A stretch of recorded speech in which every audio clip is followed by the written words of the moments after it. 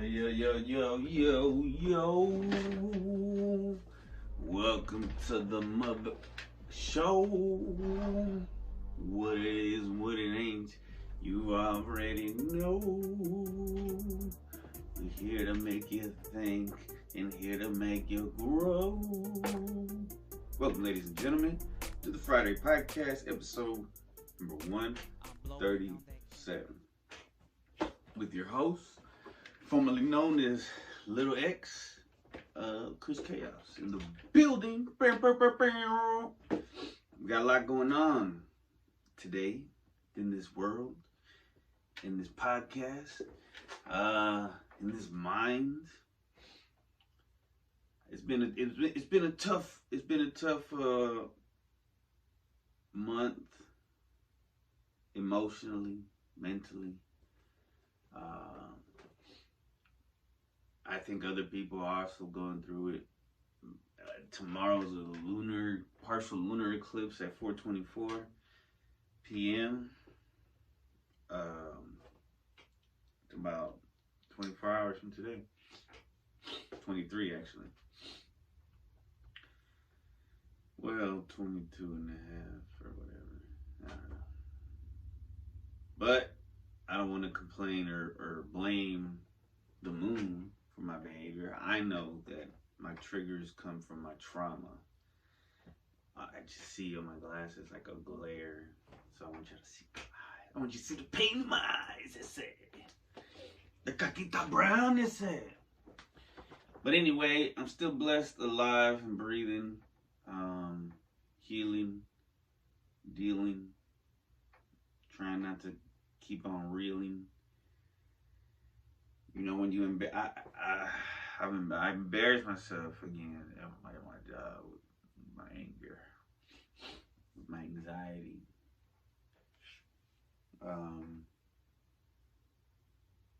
But it just, when your body and your mind reacts like that, it's like, yo, you need to rest. You're sick. You know, it's quite interesting. Quite interesting indeed. And I it's ups and downs, you know what I'm saying? So like I say things that I regret, like that immediately, like 2 hours later, like I smoked a joint and I'm like, damn, it wasn't even that crucial. But when you're in the thick of things, it's like fight or flight, man. I guess that's the whole key to trying to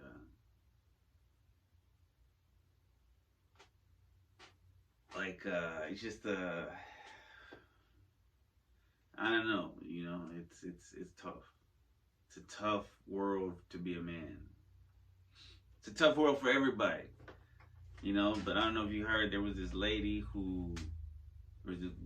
woman who decided to be a man undercover for like a year or something, and she said it was so hard to be a man that she killed herself. Well, she said it was hard to be a man, and then later on she killed herself. So it's like, well, and then like suicide in men is the highest, I think, for some reason. You know, I don't know, man. Men's mental health is not talked about enough. I'm gonna look that up. Suicides. It's suicides between males and females. I'm just curious.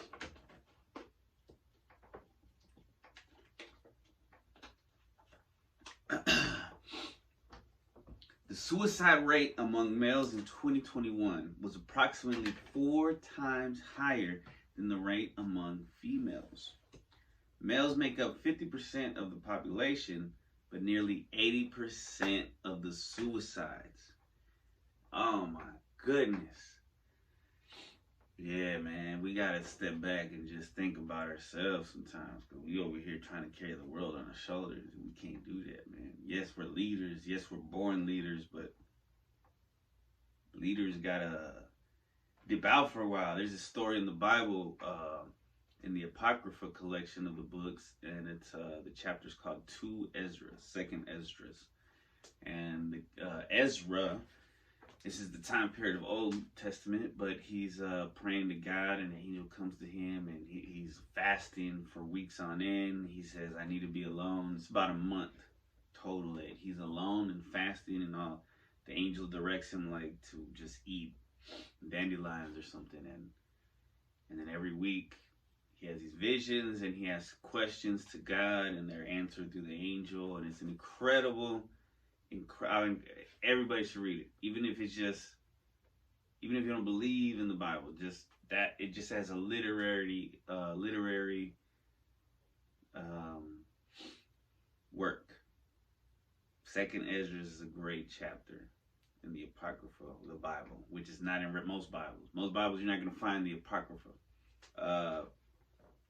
In the Common English Bible, which is, I've compared it to the King James. Like, it's the same thing. It's just translated to more common English. So it's nice. And if you read, like, a lot of people have their, I mean, it's not going to be perfect, but neither is the King James version. You know what I'm saying? So, but it's almost on point. Like, it makes more sense.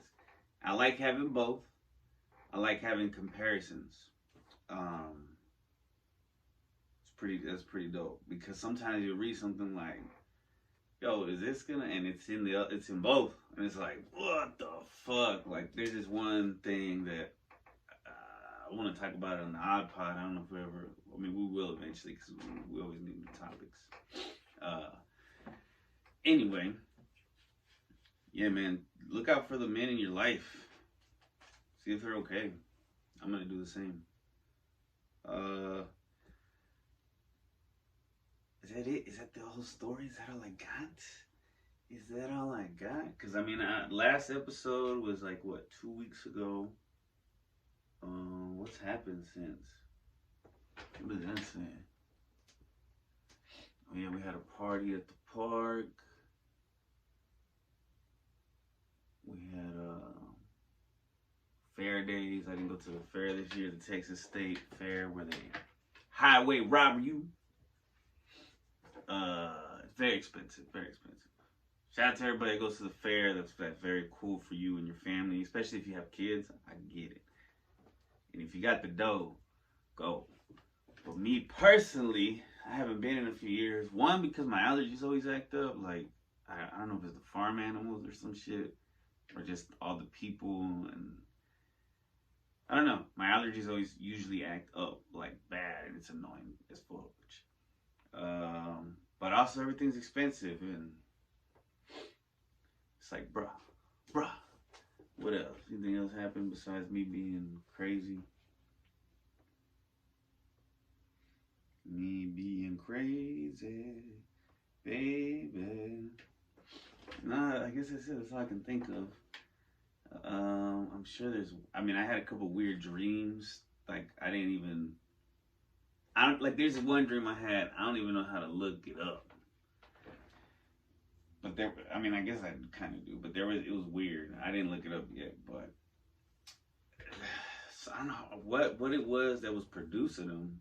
But there was maggots in the kitchen that would come out of something, and then as they came out, they would turn into worms. So, like, some of the maggots were like half worms and half maggot. And I was like, what the fuck? I gotta look that shit up. Very weird dreams. Mentally, it's been a tough time, ladies and gentlemen. If you pray for me, if you don't mind. And I'll pray for you, if you don't mind. If you do, then I won't. So it skips you. You're like, pray for, please God, take care of all the people that want to be taken care of by you, or that want me to pray to whatever. It's not gonna hurt you. It's like positive vibes. I saw this video that was like manifestation, prayer,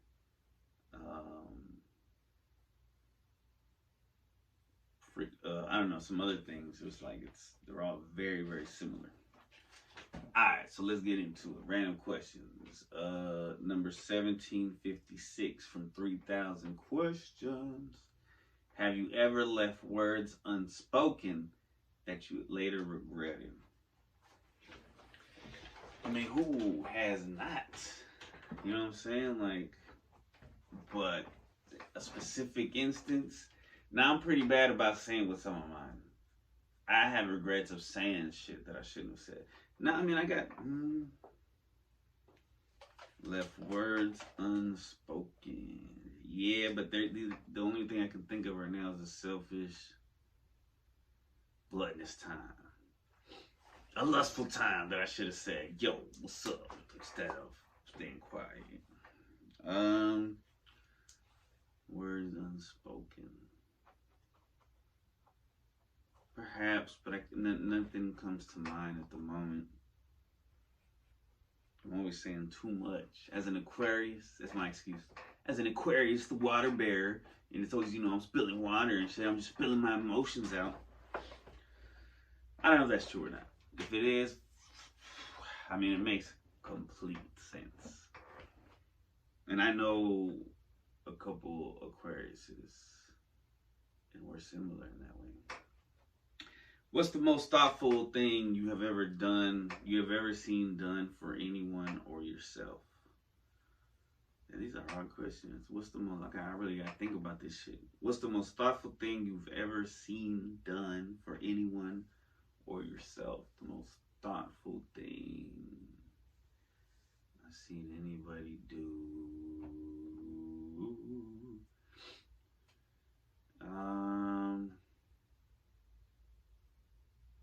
When you know people who, nobody's perfect, and it's cool whenever you see somebody in your life that you've known your whole life and they do something, it's like, oh shit, that's pretty dope that you do that. Like they'll give to the homeless, if they got it. And so I try to maintain that too. Like if I got it on me, most of the time I don't have money on me. I'll just have like a water unopened or a snack or fruit, something like that. Is your dad an embarrassing? That was a weird question. I don't know. I don't feel like I answered any of these questions so far. Is your dad an embarrassing dancer? When I was younger, I guess I would say there was a period of time where I was like, I mean, he knows how to dance whenever he's supposed to dance, I guess. He's a better dancer than I am. I think I've seen him dance. Like just like the Spanish dance. The Spanish dance. Like for like Mexican songs, like quinceañeras and shit. But he does funny dances at home, but who doesn't? And I even do those dances. They've, taken over myself. Like I have my own though, but it's very similar. Our own similar Carlton style things. You like make your own shit. Can you believe in something without evidence? Excuse me. That's what they asked us in court in the jury duty. That was one of the questions they asked us. Like, can you believe something without irrefutable evidence? Just by, and it's like, that's tough. I don't know if I can. I can guess. I can be like, yeah, maybe. But what antiquated invention do you still use? Antiquated. Does that mean it's an antique? Smart people are like, yeah, stupid. Antiquated, elevated, too old to be fashionable, suitable, or useful, very old age, grown old, obsolete, out of use, old fashioned. Glasses, nah. What? I like a pencil, I guess. Pen and paper. I like writing and reading from a book. Like I like books. I don't like just reading on a tablet, on a screen. You know what I mean? I don't enjoy that. I guess that's it. But it's not really antiquated. I mean, it's the most antiquated there is because eventually the people are going to be like, oh, save the trees, but we can make hemp paper. You know what I'm saying? Paper made out of hemp. Ain't that right, Barto? El Barto. You see? So yeah. Pen and paper. How do you feel about guys wearing pink? What? Yo, this is interesting because this month was where pink month, and I got a shirt that's like black and pink for it's for breast cancer awareness. So that's one thing. But when dudes were wearing pink everything like Cameron, I wasn't cool. I didn't like it, but I respected people like that. It just wasn't my style. I can turn pink. You know what I'm saying? I can be pink in the cold or some shit. Or from getting slapped around. I will not get slapped around, motherfucker. But I can be pink. You know, I can pinch my cheeks a little bit. So pink is not a great color on me, in my opinion. Others may have a different opinion. But yeah, I respect it, but it's not necessarily for me. Now the '80s was interesting because men would wear pink, and it was like styled. The teal and pink was a big color combo. That is like that shit was, you know, the turquoise and pink. That shit was wild. Almost as wild as the avocado colored refrigerators and the mustard and those colors in the '70s. It's like, I guess those were like earth tones. So it was probably, you know, we got to go through phases and shit. People get bored and gotta change shit around all the time. Change is constant. It's the only thing that keeps us going. Well, I really ran off the rails with that one, ladies and gentlemen. What do you consider yourself an expert at? When I first read this question, because I was like looking for a page, and I was like, what? Nothing. But nah, man, give yourself some credit, Chris. I'm an expert at taking a dump. I'm an expert at. I feel like I'm an expert at rapping because I know how to.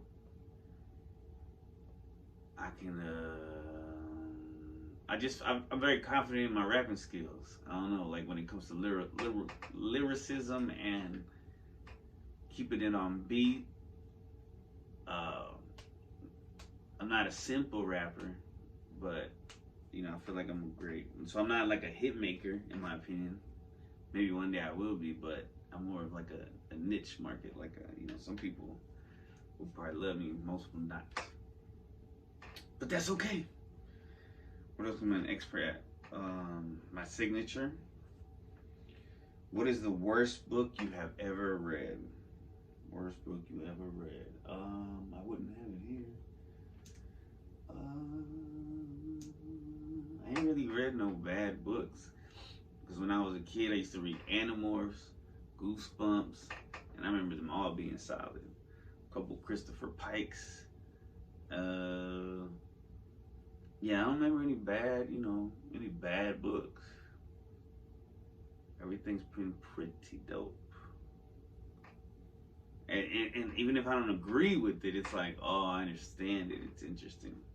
Like some of the Old Testament shit is like, some of it I don't even understand it yet, and I'm like, what the fudge? There's this particular line that one day I'll get into, but not today. All right, we're gonna take a break. Come back with spirit animal of the weeks, or week, or whatever it is. Be right back. Yeah, swangers and bangers. Haters and players. People twisting their fingers. Alright, welcome back, ladies and gentlemen. Today we're going to discuss an animal I didn't know existed. I just found this out. So I was reading the Bhagavad Gita. I think I said that right. Every day outside. Bhagavad Gita, yes. And from what I thought was a fly landed on the page I was reading. It was like an emerald green and like a shiny blue. Damn, it's cold. I need to turn up the AC, and it's probably bad for the sound. Hold on.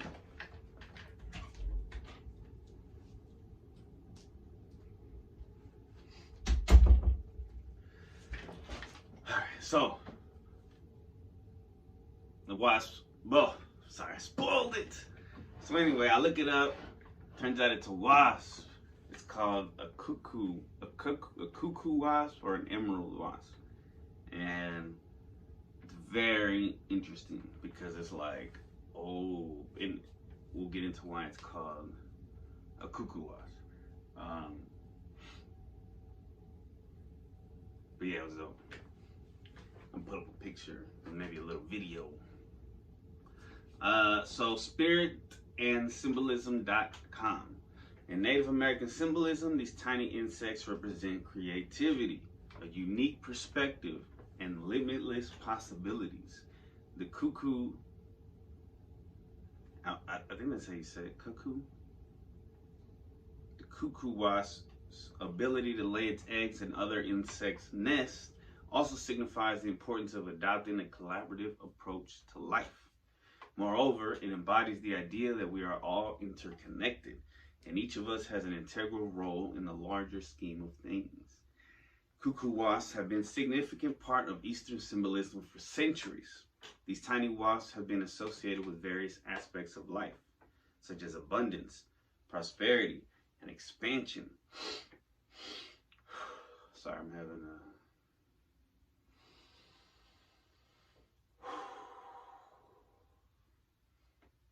In Chinese culture, the cuckoo wasp is called the five-colored wasp and is thought to bring good fortune to those who encounter it.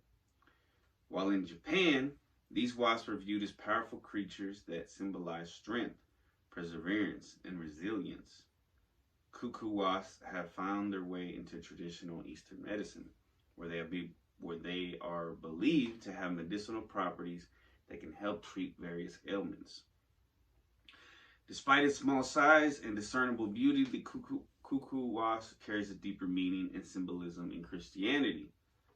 While many may not be familiar with this tiny insect, its distinct appearance has been compared to the cross for some reason, representing the ultimate sacrifice of Christ. In addition, its habit of laying its eggs in the nest of other wasps can be seen as a metaphor for the divine intervention at work in the world, where God lays his plans and purpose in the lives of his people. The juxtaposition of the cuckoo's wasp's striking appearance and hidden nature perfectly embodies the mystery and majesty of God's ways, inspiring contemplation and reflection for those seeking to understand faith's intricacies. Its presence is believed to represent transformation and regeneration, as it lays its eggs inside the nests of other bees and wasps. The cuckoos, because it's spelled C-U-C-K-O-O, so I don't know if that's pronounced cuckoo or cuckoo. The cuckoo's wasp connection to the cycles of life and rebirth has made it a popular symbol for those seeking to break free from old patterns and embrace change. Cuckoo's wasp imagery in contemporary Celtic design showcases the enduring power of ancient symbols and their ability to inspire us in new and exciting ways. In African symbolism, the cuckoo wasp is often associated with transformation and rebirth. This is because the wasp lays its eggs in other insects' nests, where its offspring will hatch and grow at the expense of the host's young. Very parasitical. But obviously I looked up just the positive stuff, the positive aspect. In this way, the cuckoo wasp transforms its surroundings, remaking them to suit its own needs. For many African cultures, this act of transformation is seen as a powerful force for change and renewal. This beautiful creature serves as a reminder to remain open and adaptable to the transformations of life. The cuckoo wasp encourages individuals to trust in their instincts and pursue their dreams with purpose and passion. If you find yourself drawn to the cuckoo wasp, take it as a sign to embrace the changes coming your way with a sense of optimism and determination. Yo, when I was looking up some of these, they hit home so hard, like they were synchronized with what I'm kind of going through at the moment, which is weird, but it makes total sense. Alright, what's next, baby? Boys and girls, ladies and gentlemen, dogs and cats and squirrels and chickens and ducks and such. Angel number 292. That doesn't. I'm not throwing up a gang sign or any kind of like, you know, anything bad. I'll do it like this. 292. 292, baby. Sunsigns.org says happiness is a symbol of angel number 292. The guardian angels are telling you to enjoy life more.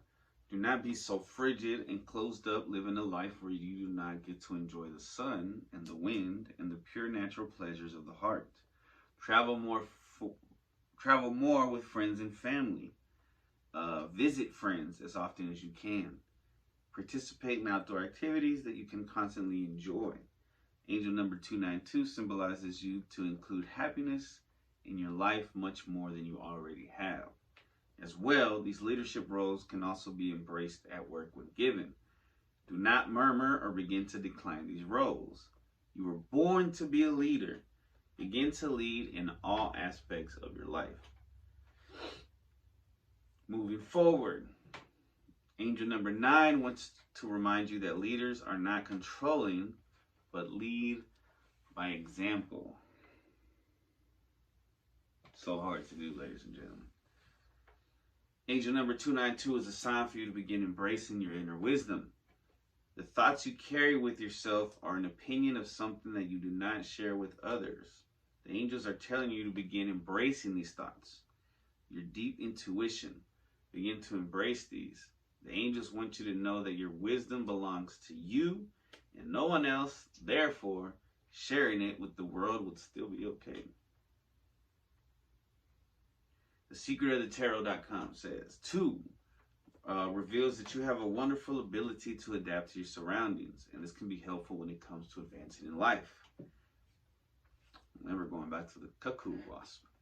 Your intuition is your best guide, and you have learned to trust it over time. It rarely leads you down the wrong path, and this number is a reminder to listen to those inner feelings now.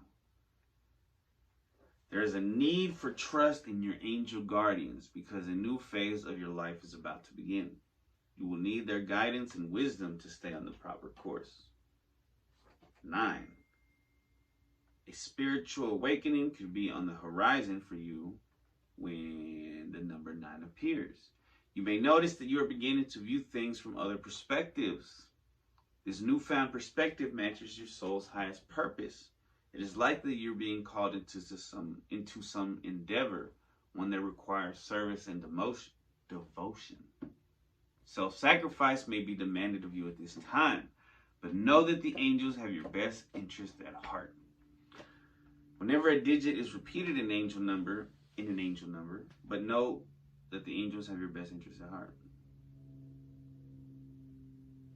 Oh, my bad. I fucked up. I messed up.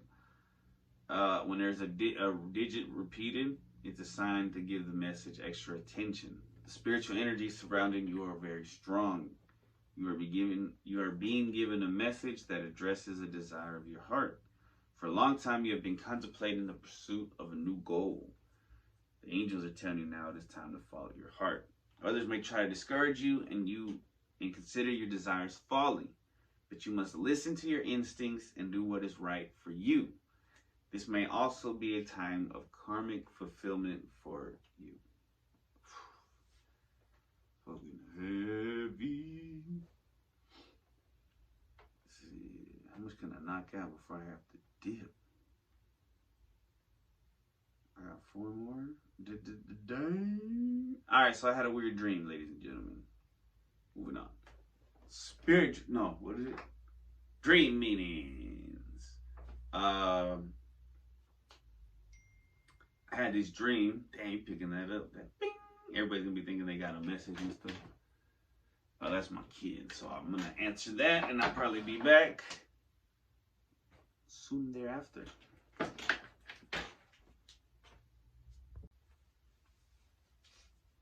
We're back.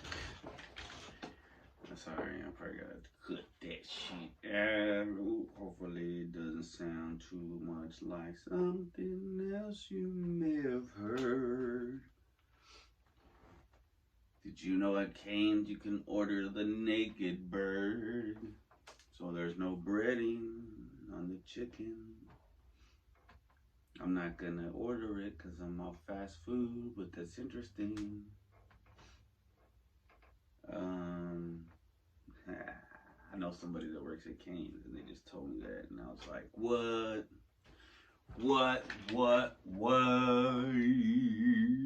Maybe I should be closer to the microphone. Maybe I shouldn't be so far away. Anyway, the other day, I had a dream. I've got to say, it was not okay. It was weird. But welcome to Dream Meanings with Chris Chaos. So, let me describe this dream. I have a black belt, and my sister gave it to my mom. And so my mom was wearing it as a decorative style belt, the way people my age, girls my age did in like 08, 07. You know, when they would wear like a red with the black. Anyway, and on the dream, I was like, yo, that's not even the right kind of belt. And that's plus my belt. And I just remember being like, what is she thinking? You know, what are they thinking? Now that's, now that I'm saying that out loud, there's probably an obvious meaning to it, but what's deep? Now that I'm thinking about it even more, it's like, but let's see. So I try to look it up in case anybody ever had any kind of dream similar to that about a belt, a black belt, somebody taking their belt, somebody wearing a belt in a dream. InsideMyDream.com. Black belt symbolizes power, strength, authority, and discipline. So that makes sense, as my mother was wearing it. If you dream of wearing a black belt, it can mean that you feel confident and capable in your abilities. On the other hand, if you dream of someone else wearing a black belt, it might indicate that you see them as a strong or dominant figure in your life. When you dream of someone else wearing a belt, it can indicate that this person has a strong grip on their life. They may have a good sense of control and are able to keep themselves grounded. However, if the belt is visibly loose or undone, it could imply that this person may be struggling to maintain the control they once had. It was not in my dream. Stuffsure.com. If you see someone else wearing a belt in your dream, it may represent something that they are holding on to or something that is constricting them. Alternatively, this person may be a symbol of strength or power in your life. Dreams about belts can be interpreted in a few ways. A belt can represent something that is holding you back or something that is constricting you. It can also represent something that is holding you together or keeping you together. Alternatively, a belt, it can represent strength, power, or authority. So all these line up with my dream so far. From mindyourbodysoul.com, let us talk about the general meaning of a belt in dreams, it says. It means limitation. You're going ahead without any restrictions. It is time you set a limit for yourself. Avoid exertion. The purpose is not to exhaust in doing more than your caliber. It means a self-imposed limitation on yourself. Spiritualsciencing.com says, to see a belt in a dream signifies connection. A strap keeps the two ends connected. You will act as a belt in someone's life. Whoa. Heavy. Support and stability. Belts are designed to provide support and stability. In dreams, a belt may be the symbol. The belt may symbolize the need for support, whether it be emotional, financial, or physical. Heavy stuff, ladies and gentlemen. Heavy stuff indeed. All right, we're going to be right back with anxiety news. We got to change the studio. We're going to flip it all around. Flip it all around. Boom. All right. Welcome to Anxiety News with your host, Christopher Chaos. Today, from Psychology Today, anxiety, drama, and ADHD. Now this one also hit home. Synchronicity to what I've been going through. Psychoanalyzing myself. Impulse control. Now this is from Alex, like if that's how you say, like if I'm an alien and I don't know how to pronounce Alex Dimitriou. Are those I's? Are those supposed to be I's? It's like L's. It's weird. I can use capital I's. So it's I's. Alex Dimitriou. He's an MD. Has an MD, I guess. I don't know. Alright. So impulse control and curbing negative emotions are superpowers to be practiced. Key points.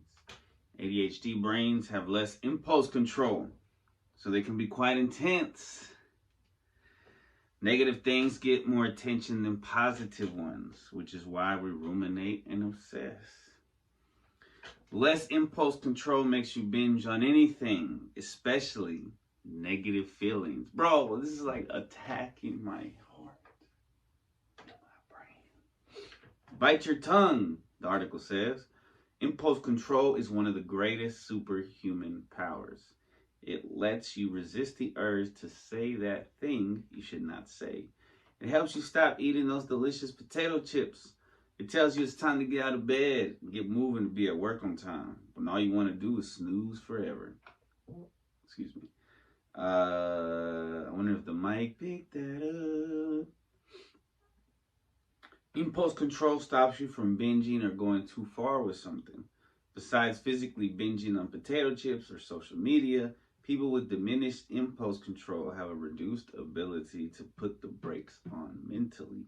This means thoughts go too far and feelings, good and bad, can get quite intense. ADHD brains love adventure and drama. I should begin by saying that we all have some level of distractibility. Binginess and random thoughts happen to us all. So when I say ADHD brain, I use the term loosely, recognizing we all exist on the spectrum and we all have some of this to a greater or lesser degree. Dopamine is the key neurotransmitter here. Dopamine is the promised molecule of desire. It makes you want stuff rather than accept and be happy with what you got, because dopamine is hungry. It likes new things, and it also hates boredom and monotony, which is the equivalent of a dopamine starvation. Some brains are more hungry for dopamine and will seek it out when levels run low.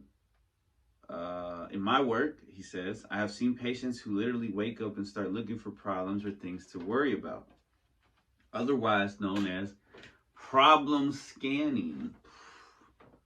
Bro, I be problem scanning like a mug. Others will say things to get a rise out of people. Still others will wait till the last minute to start working because it's too tedious and boring until the deadline is tomorrow and it's almost midnight. A notable trait of the dopamine-hungry brain is a need for novelty and stimulation of any sort. A roller coaster, passionate romance, or a scary deadline that compels you to action. The variety of your playlists or interest in music may reflect this too. Variety and intensity abound. Yo, this dude is just, I'm convinced I have ADHD. An anxious brain can't stop itself. While the dopamine brain can binge on novelty as well as drama, the anxious brain is more stuck binging on negative things. Anxious people look for problems and overthink things, and also have trouble stopping themselves. Similar to the dopamine brain, the anxious brain cannot stop feeding on negative ideas and emotions. Anxious people often have awareness of this, but it also realize they simply cannot stop themselves. Indeed, this too is an impulse control issue where it is hard to turn off the negative thinking. Anxiety and ADHD share the common link of diminished impulse control. ADHD brains have trouble putting the brakes on all emotions, while anxious brains can't put the brakes on negative ones. Whoa. I got both? Maybe? I don't know. Negative thoughts are like junk food. Unfortunately, negative thoughts are more powerful or sticky than positive thoughts. Why? Because humans are loss averse. This means that finding $1 evokes less feeling than losing $1. So things that are negative will get more attention than things that are positive. A negative comment or criticism or worry gets much more attention than a compliment or a positive expectation. Thus, you can think of negative thoughts as junk food, and when you're hungry, it's easy to eat too much of the wrong thing.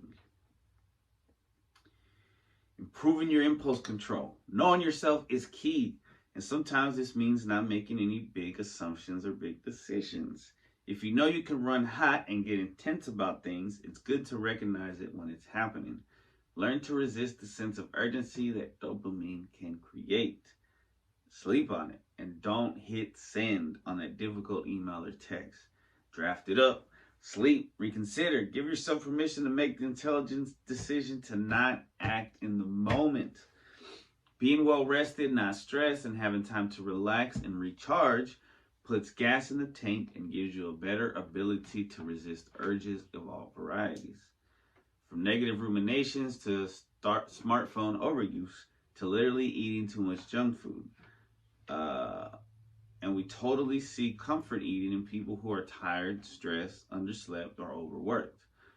Do too much in a day and you simply run out of the willpower to say no. A little discipline can create more, but you have to start somewhere and be patient, Chris. This means making the choice to get more sleep, to spend time with friends, and get your work done on time so you can leave and make it to the gym. Whatever you do, just resist the impatient, impulsive urge to quit too soon. If you pick up a healthy new habit, stick to it for 2 weeks and take good notes before you quit. Take this seriously and do good experiments, taking notes before, during, and after. So the author, Alex Dimitriou, applies expertise in sleep, medicine, and psychiatry to help people obtain balance and improve performance. Yes, indeed, ladies and gentlemen. Yes, indeed. Quiet and interesting. I felt attacked like a mother. But that's all right. It's okay. We're going to make it anyway. Doing this podcast is so therapeutic for me. Like, thank God for this ability. Like, it's 555 right now. Thank God for this ability and this. Yeah, it's an ability to be able to do this. And just to have 10 subscribers, 20, 30, then 50, then 100, then 150, then 200, then 250. All these milestones are incredible for me because it's like you go from nothing to something. To 300, now I'm at 373, an angel number. And it's pretty dope. Now I'm trying to work on the odd pod. I got the odd pod to 69. We got the odd pod to 69, not just me, but me and the odd squad. Put an intro on that, and then hopefully the mic does a little bit of the work. And yeah, it's been blessed. And like the article said, man, I be looking at the negative way more than the positive. Like, I got a CD coming out in a month. Not actually a compact disc. I mean, I could get it if I wanted it, but it's not necessary. Digital release for streaming and purchasing, download. But yeah, man, it's not everything's gonna be perfect, and it's tough, and it's also my reaction to things, but heavy topics this episode. All right. We're going to get something to lighter when we come back.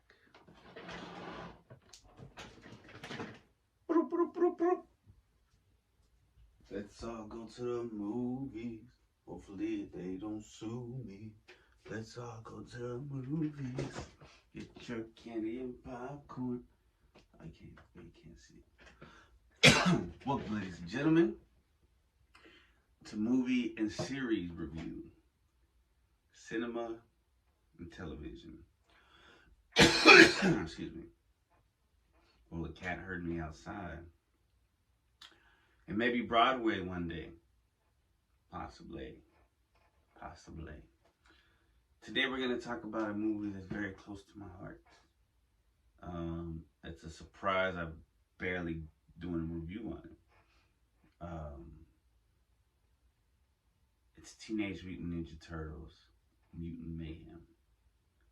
Now, hardcore fans, or the people who have been there from the beginning, people that just know me in real life. No, I'm a huge Ninja Turtle fan. As you can see, Ninja Turtles, Ninja Turtles. Now, all these are just covers. Let's not get into the personal details. I have Ninja Turtle stuff over there. I've talked about the comic books.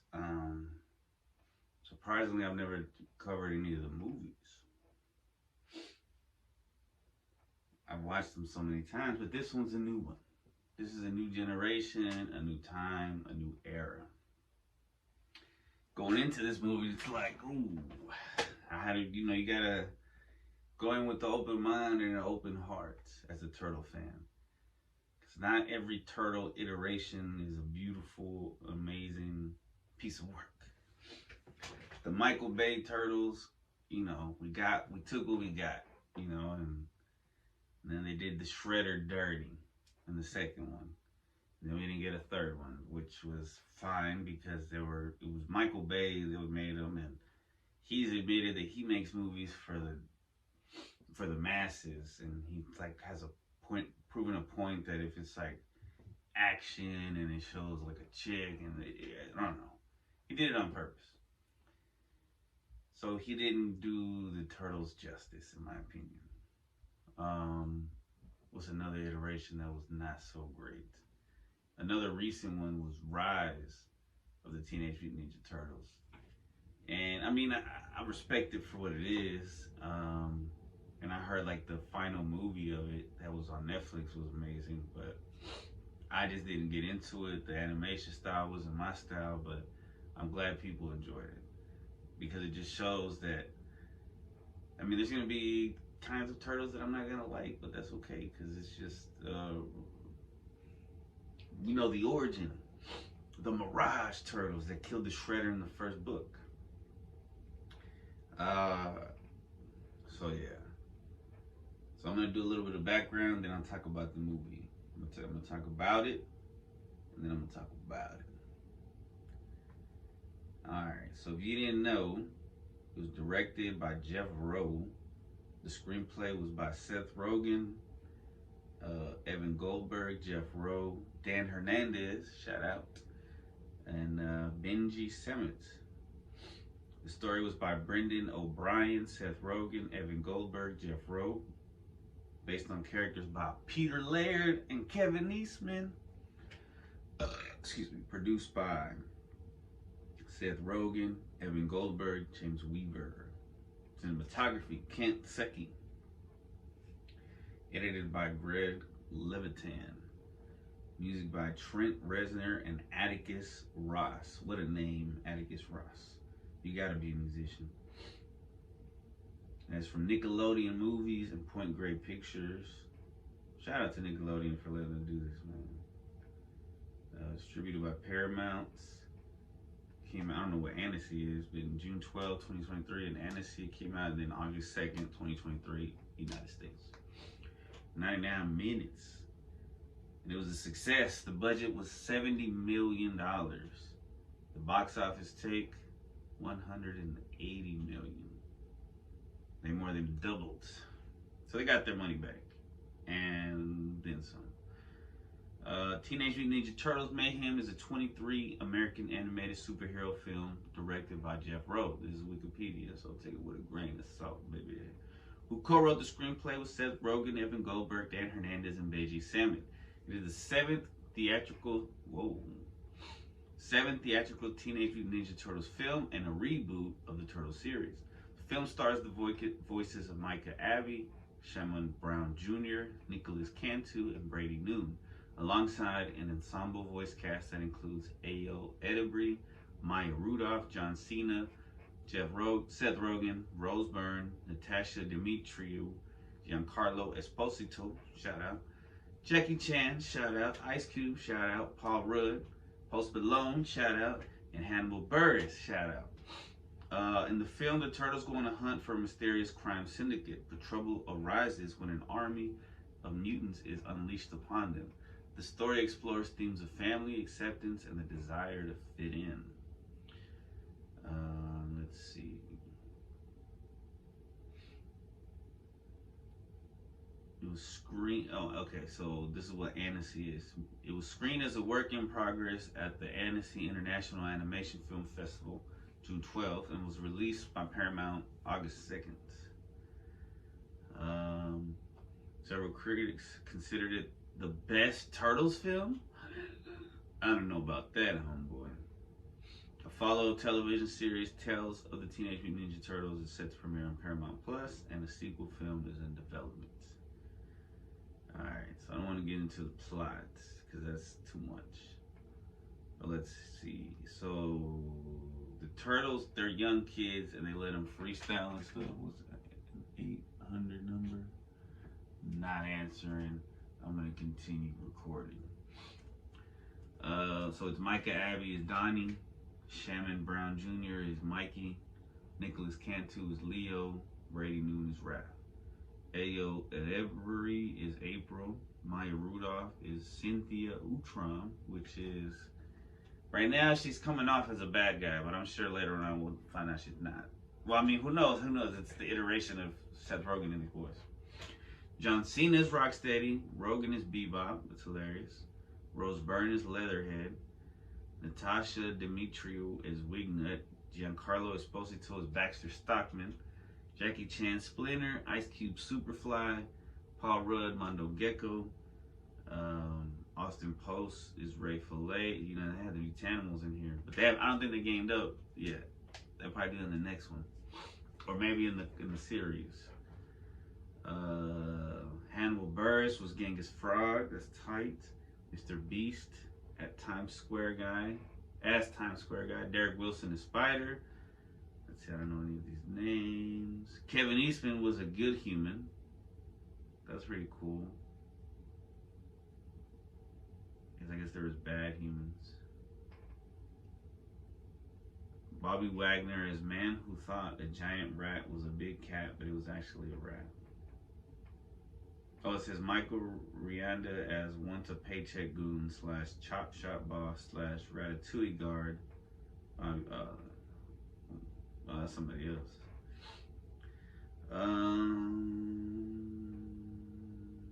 So following Ramsey Nato's appointment at Nickelodeon in 2018, she and Brian Robbins discussed who to bring onto the Ninja Turtle franchise. Rogen was decided upon, and Jeff Rowe joined the project soon after. In June of 2020, Deadline Hollywood reported the Nickelodeon Animation Studio was developing a computer-animated Turtles film for Paramount Pictures. Rowe was hired to direct from screenplay by Brendan O'Brien. Rogen, Evan Goldberg, and James Weaver, produced through their production company Point Grey Pictures, which is credited alongside Nickelodeon movies. Point Grey.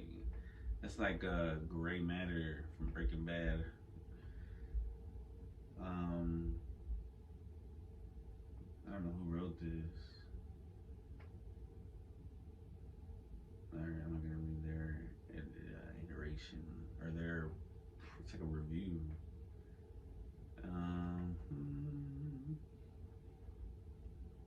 Rowe wanted the film to emphasize the teenage aspect of the Turtles. He compared Mutant Mayhem to the coming-of-age films Stand By Me and Lady Bird, and remarked that his goal was to make the ultimate teenage coming-of-age film.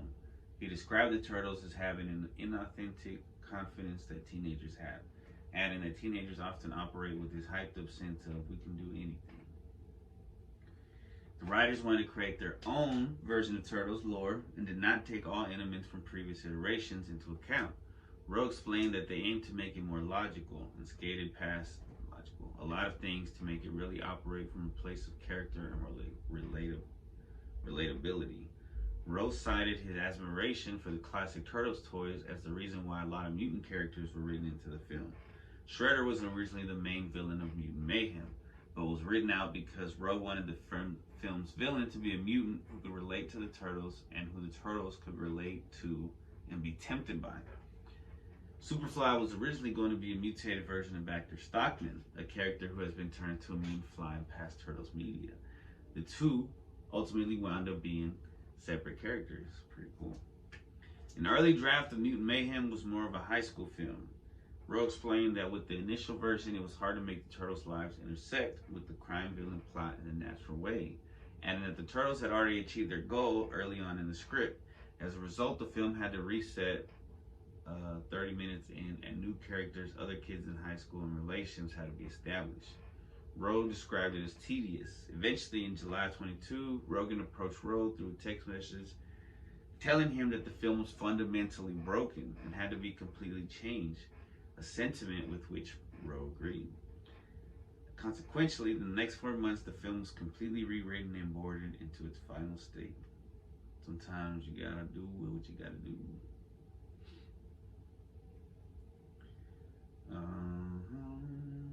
That's pretty tight.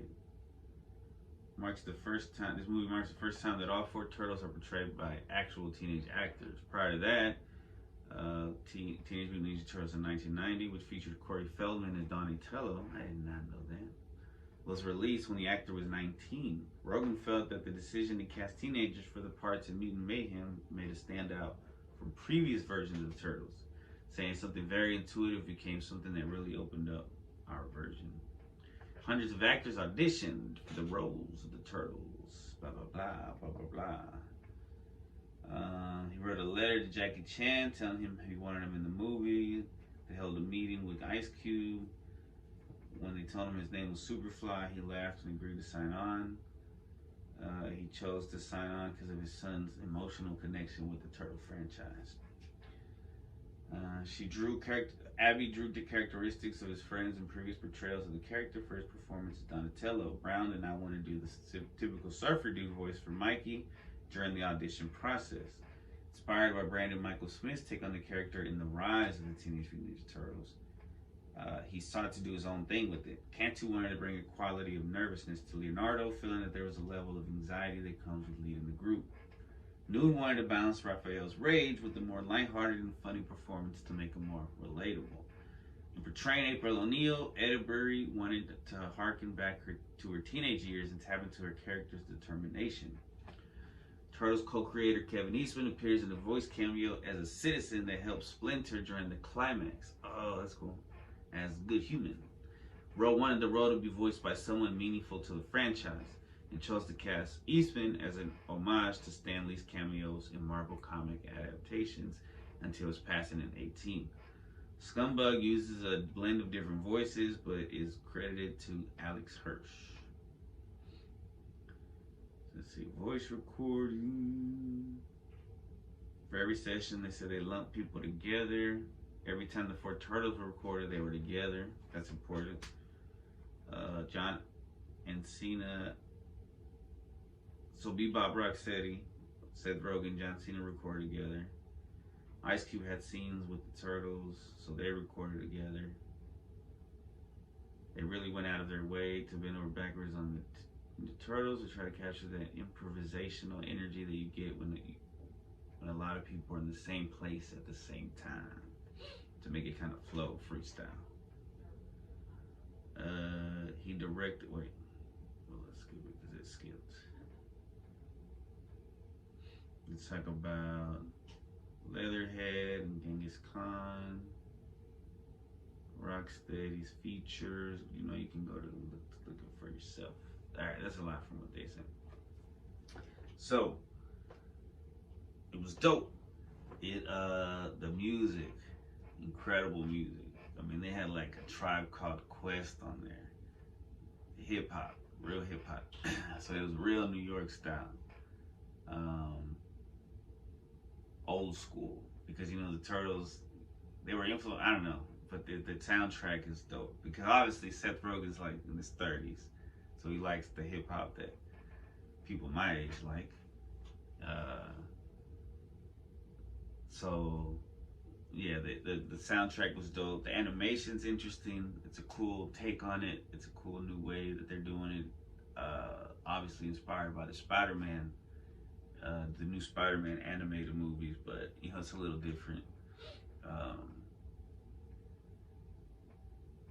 Yeah, it's cool. It also has, like, I don't want to spoil anything if you haven't seen it, but it's been a minute since it's been out, so it's kind of like how they, well, no, Shredder was the villain in the first movie. I don't know, but it's cool how they set it up for another one. It's funny. It has some serious moments, I guess. It's been, I saw it like in the summer when the summer ended. And I got sick eating popcorn. So I ate way too much. Ice Cube was funny, the villain was funny, but it's also like you kind of get what he's, you understand him. It's a good new villain, you know, like it kept you on your toes, the movie, because someone as a fan, it's like it's nice to see a fresh iteration, but they also paid some homage to it, you know. You know, no Casey Jones yet. I don't think there was any mention of him. But it's gonna be cool to see what they do next. I don't think I'll get Paramount Plus just to watch the series. This series to me was always the best cartoon iteration. This the 2012 series. So shout out to Nickelodeon for going back and doing another animated version. Cause yeah, the Michael Bay ones were just sad, so sad. All right, 5 stars, definitely. Action, humor, music was good, the visuals are good, the animation's good. Well, this says that they include a Ninja Rap, which was Vanilla Ice's song from Ninja Turtles 2: The Secret of the Ooze in '91, which was suggested by Rogan. They got Blackstreet's No Diggity, but it was difficult. They used alternatives for the sequence featuring the songs such as Rough Riders Anthem. However, after watching a version of the film with No Diggity, it was agreed that it should stay. Non-Blonde's What's Up is used during the chase sequence in the film. It transitioned into the He-Man remix. I don't know these songs. Yeah, Goldberg described the film as overall being about a father, his 4 sons, and the importance of family. A major theme in the film is acceptance. The Turtles' isolation from the world is meant to mirror a teenager's desire to fit in, and their father, Splinter, fears the worst in humanity after being rejected by them. The theme was an early part of Rogen and Goldberg's pitch. Rowe felt that it was something that had not been tackled in the franchise before. It acknowledges these fantastical things in a way that grounds them in the real world. Fears the worst in humanity. Oh yeah, because he's like, they're evil. They're evil. There's never been a Splinter like that. I mean, he's always been like, you know, stay, but that was pretty tight. Real good movie. I'm glad I got to see it with my son. It was dope. Thanks to my mom for paying for it. And her boyfriend, I guess, he paid for it. One day, I'm going to be financially stable and successful. You heard it here first, ladies and gentlemen. We'll be right back with Badass Women in History, Freestyle of the Week. One love. Peace. Let's all go to the movies. Hopefully they don't sue me. Bum, bum, bum, bum. Badass Women in History. This week, ladies and gentlemen, we kind of continue on the pattern that we started last week. 2 weeks ago. Excuse me. A revolutionary fighter. Clara de la Rocha was a Mexican revolutionary daughter of Herculano de la Rocha, a revolutionary hero from northwestern Mexico. So her life, she was born in Durango. I was wearing a Durango shirt the other day. In 1890. I was born in 89. Interesting, huh? It is known that in 1910 she joined the Maderista movement together with her father, General Herculano de la Rocha. Clara's family was established in Durango and Sinaloa. During the armed movement, she was named guerrilla commander and later colonel. She participated in the violent takeover of the city of Culiacan, Sinaloa in 1911. Excuse me. She was also part of the attack group. I mean, no disrespect. It's just, I guess it's the energy drinks. I wonder if the mic's even picking it up.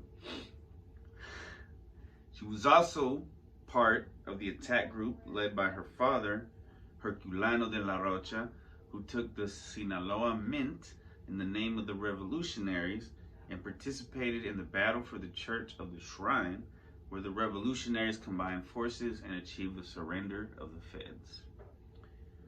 Activities. During the fight for taking of Culiacan, Sinaloa in 1911, Clara de la Rocha fought alongside her father, who was a wealthy farmer who had properties in Los Algodones area, Sinaloa. Clara, for those who speak only English, with her positive ambition, intimidated the Federals. Both father and daughter, in a heroic act, protected themselves from the bullets under the arches of the old Cañedo Bridge over the Tamazula River, shot down every Federal who dared to expose his head. Clara later collaborated with her father, Herculano de la Rocha, in the attack to take control of the Sinaloa Mint, located on Rosales Street in Culiacan, Sinaloa, with success, largely thanks to the enormous cunning of Herculano, who, with intelligence, knew how to defeat the Federals and take control of the Sinaloa Mint. Clara also participated in another very important combat in which the revolutionary forces achieved victory and the Federal troops stationed in the block currently located between Angel Flores Street and Donato Guerra Avenue had to surrender. The main building in the area was the Church of the Shrine of the Sacred Heart of Jesus, located in the historic center of Culiacan, Sinaloa. In that combat, she pushed the Federals into a corner, who at the beginning fired several shots at the revolutionaries. Then the revolutionaries answered the fire, defended themselves with everything they had available, and fired a tremendous barrage of shots at the Federals that forced them to retreat. The surviving Federals realized they had been overtaken by the fury of the Sinaloan revolutionaries and that they could no longer do anything to control the situation. The retreating Federals hid themselves on the roof of the sanctuary church while the revolutionaries were waiting for them to come down. The revolutionaries were very angry of Federals' attack and wanted to catch them at any cost. They sent one last message to the feds to surrender. Feds could not escape and had no choice but to get off the roof and to surrender to the revolutionaries. Clara achieved the rank of colonel in the revolutionary movement. Her presence fades in the revolutionary process, showing the difficulties that exist for a woman to participate in a world in which their merits are not recognized. She became part of popular legend, although nothing is recorded that speaks of her exploits in combat, and above all, of the way she embarrassed men by competing with them in marksmanship tournaments that she frequently won. Bro, we need a movie! The inscription of Clara's tomb in the civil pantheon of the city of Culiacan reads, Clara de la Rocha, Revolutionary Colonel of 1910, with all the love of her children, from her Enrique and Rosa. Rest in peace, Culiacan, sin June 1st, 1970. Wow, she passed in 1970. 60 years old. This tradition has continued by the Denocha women, Pupulcén, Catalina de Erauso, María Pablo de los Santos, Josefa Ortiz de Domínguez, Manuela Medina, and Leona Vicario, the women of the La Merced Market, and those of Juchitán. I guess that means that there are fighters too, man. That's a whole list of people we gotta get into. In the following weeks, in popular culture, this blew my mind. Clara de la Rocha was the inspiration for Princess Leia's Organa's hairstyle. Whoa, whoa, whoa, whoa, whoa. How am I 34 years old and I'm barely learning this, bro? All right. Thank you for tuning in. We will now do the freestyle and wrap up. Yeah.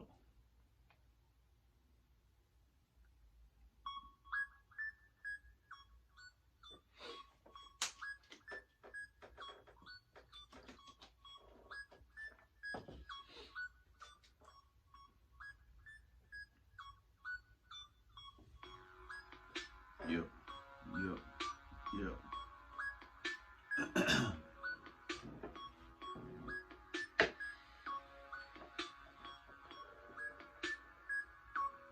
About to do the wrap up. Hopefully I don't act up. If you talk smack up, you gon' get smacked up. You gon' get attacked up like a dang dog. Man, what it do when it comes to the hog? I'ma keep going, lost in the fog. Man, I'm keep going, lost in the smog. Just to take a jog, it might be difficult, but I'm soaring past any silly quote. I mean, when it comes to certain institutions, what it do? Here's some resolutions. Not really, I'm just trying to rhyme. This a freestyle off the top of the dime. Top of the dome. Man, I burst in the middle of a motherfucking song. Man, I'm trying to freestyle for a few minutes. This the outro. Thank you for joining in the visit to the Friday podcast.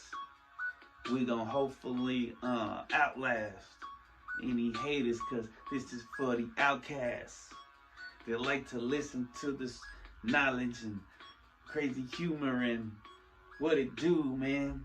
I hope it's sooner that we all become successful and get the money, yo. That was pretty tough, but what was that? How long was that? Almost 2 minutes. Definitely less than 2 minutes, but that's what you get. Love y'all. See y'all next week or next month or next couple weeks. I'll see you when I see you. I will see you. Peace. Love.